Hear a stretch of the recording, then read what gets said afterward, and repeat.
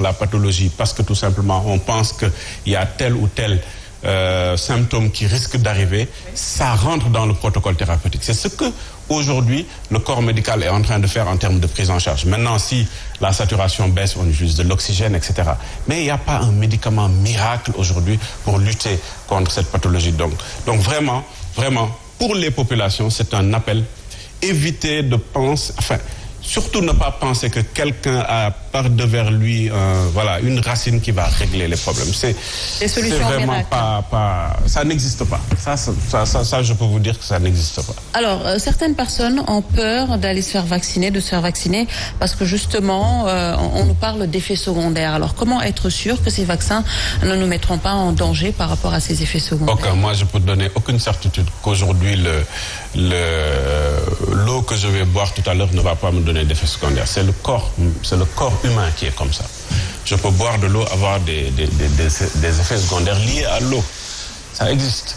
Ou bien le bissap que Seigne Saliou a bu il y a de cela 30 minutes peut créer des effets secondaires. Ça peut être une diarrhée. Ça c'est des choses qui sont inhérentes au fait que le corps humain a des réactions naturelles. Maintenant, personne ne peut dire aujourd'hui que le fait qu'on puisse inoculer un médicament, parce que c'est un médicament aussi comme un autre, bien que les médicaments à but curatif ont énormément d'effets secondaires, les vaccins c'est extrêmement rare, mais personne aujourd'hui ne peut dire que je peux être vacciné sans rien avoir. Ça n'existe pas, ça également. Il ne faut pas penser également que la médecine, c'est une panacée où tout peut se régler ainsi. Maintenant, il faut faire une différence fondamentale entre la réaction de l'organisme en termes d'immunogénicité et des effets secondaires.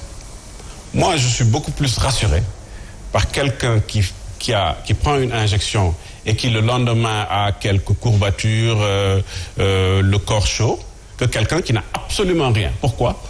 Parce que l'objectif de la vaccination, c'est de booster le système immunitaire. Quand on booste votre système immunitaire, naturellement, vous avez votre système immunitaire qui bouge, les lymphocytes bougent, les plasmocytes bougent, etc. Mais naturellement, on peut avoir quelques effets secondaires. C'est pour ça d'ailleurs qu'on les retrouve beaucoup plus chez les jeunes. Vous verrez naturellement que pour le 3e âge, il y a beaucoup moins d'effets liés à... C'est la partie tolérance. Il y a la partie innocuité et la partie tolérance. Deux choses qui sont très différentes. Mais dans l'industrie pharmaceutique, c'est très clair.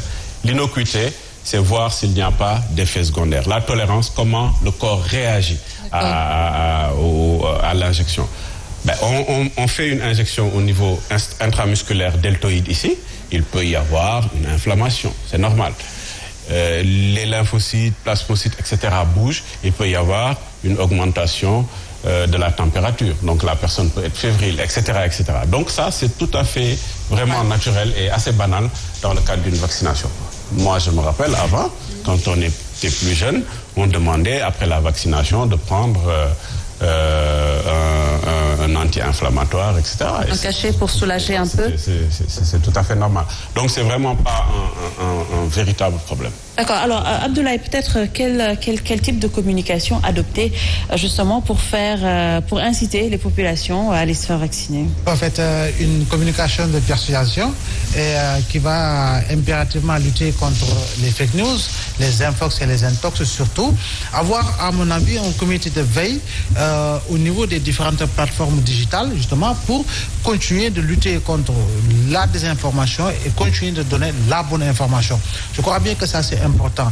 Et c'est ça, on lui a posé des questions. Par exemple, hier, un ami me disait qu'il a entendu un docteur appartenant à l'Organisation mondiale de la santé dire qu'on pouvait, en tout cas, prendre comme première dose AstraZeneca et Sinopharm comme deuxième dose.